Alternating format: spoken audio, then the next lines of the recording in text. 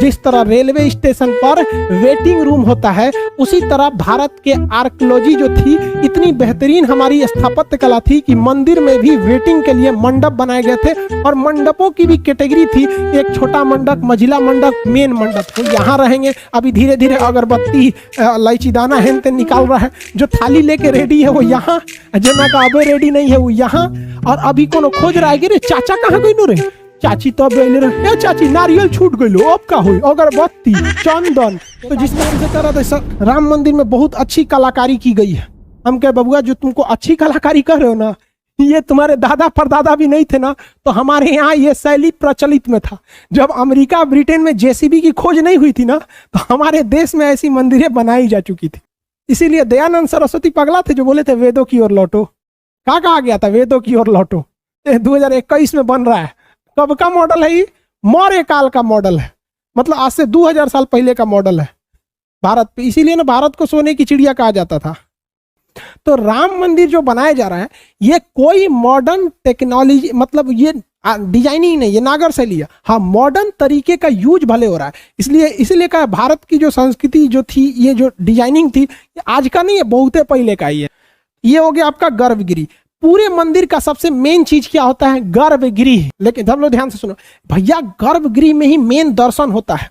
अब मान के चलो हजारों लोग आ गए तो गर्भगृह में मतलब कुछ अनहोनी हो जाएगी, आपस में भगदड़ मच सकता है, कोई गिर गया कचरा जाएगा।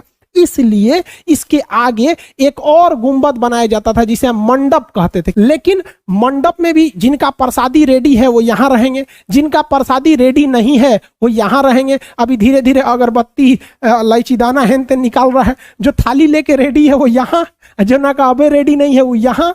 और अभी कोनो खोज रहा है कि रे चाचा कहाँ गई नो रे, चाची तो ए चाची नारियल छूट गई, अब का हुई, अगरबत्ती, चंदन। तो जिसका सामान छूट गया वो भैया यहाँ रहो।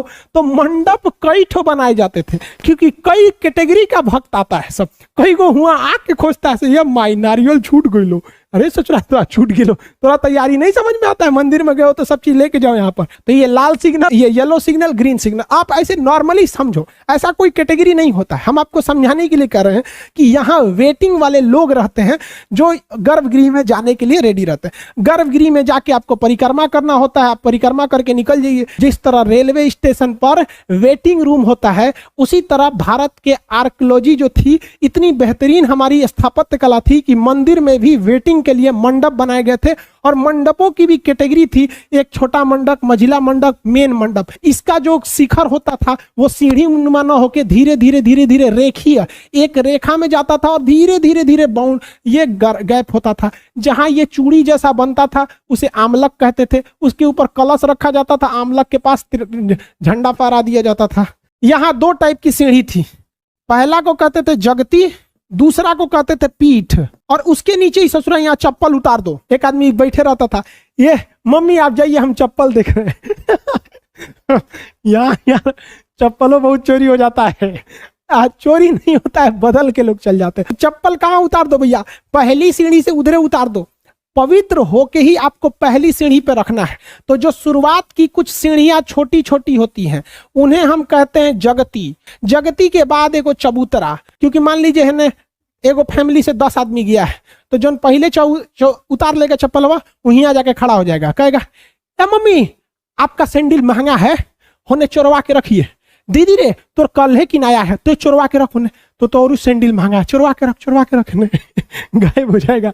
उसके बाद से फिर अगली सीढ़ी आती है, इसे कहते हैं पीठ। पीठ के बाद आप किस में जाएंगे? गर्भगृह, सॉरी मंडप 1, मंडप 2, मंडप 3। मंडप 3 के बाद आपको गंगा जी और यमुना जी की फोटो मिलेगी। उसके बाद आप सीधे घुसेंगे गर्भगृह में, भगवान की दर्शन कीजिए, परिक्रमा कीजिए, चढ़ाइए, जो करना है करिए, मांगिए कि पास हो जाए, यूपीएससी निकाले, राष्ट्रपति बन जाए, यूएनओ के अध्यक्ष बन जाए, जो मानना है मांगिए। और ऊपर देखेंगे और ये बाप रे पूरा शिखर है ऊपर। शिखर कहाँ खत्म होता है? तो आमलक पर। आमलक के ऊपर आपको नीचे से नहीं दिख सकता, ये ठोस होता है, इसके ऊपर कलश रखा जाता है और यहाँ से ध्वज फहरा दिया जाता है। तो जगती पे चढ़िए, फिर इस चबूतरा पर आइए और यहाँ से फिर चढ़िए पीठ पर। अब जाइए पहला मंडप, इंतजार कीजिए, सारा सामान, दूसरा का मंडप, तीसरा का मंडप। अब बताओ बबुआ, यहाँ राम जी के मूर्ति के पहले तो दरवाजा पे कौन चीज देखने को मिलेगा? गंगा और यमुना की मूर्ति। उसके बाद आप सीधे घुसेंगे तो क्या मिलेगा? गर्भगृह। और गर्भगृह के ऊपर देखेंगे तो मिल जाएगा आपको शिखर। ये शिखर देखिए क्या सीढ़ी नुमा है? नहीं, सीढ़ी नुमा नहीं है, ये धीरे धीरे धीरे धीरे डाउन हुआ है। आमलक के ऊपर ये कलश है और कलश के ऊपर ये झंडा देख लीजिए। ध्यान से समझो, नागर शैली में जब कोई व्यक्ति गर्भगृह में जाता है और वह परिक्रमा करना चाहता है तो उसके लिए चबूतरा स्पेशल बना रहता है, अंदर अंदर परिक्रमा करता है, उसको धूप नहीं लगेगा। देखिए ये खंभे जो हैं, इस खंभों के अंदर वो परिक्रमा करेगा, उसे धूप नहीं लगेगा। उसे क्या करेंगे? प्रादक्षी पथ। अरे संस्कृत नाम होता है ससुरा, वो सब संस्कृत समझो। ये परिक्रमा करने के लिए, शुद्ध हिंदी समझो, ये परिक्रमा करने के लिए होता है। अंदर क्या होता है? परिक्रमा करने के लिए। क्या मंदिर के बाहर परिक्रमा करते हैं? नहीं, वो मंदिर के अंदर ही करते हैं। ये खंभे रहते हैं, इसमें आप आराम से परिक्रमा कर सकते हैं। समझ में आ गया कि नहीं आ गया? तो राम मंदिर जो बनाया जा रहा है ये कोई मॉडर्न टेक्नोलॉजी, मतलब ये डिजाइनिंग नहीं, ये नागर शैली है। हाँ, मॉडर्न तरीके का यूज भले हो रहा है, इसलिए कहा भारत की जो संस्कृति जो थी, ये जो डिजाइनिंग थी, ये आज का नहीं है, बहुत पहले का ही है नागर शैली। आप बताओ क्या चेंजिंग हुआ है?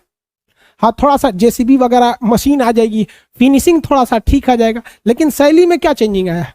सोच रहे हैं 2021 में बन रहा है। कब का मॉडल है ये?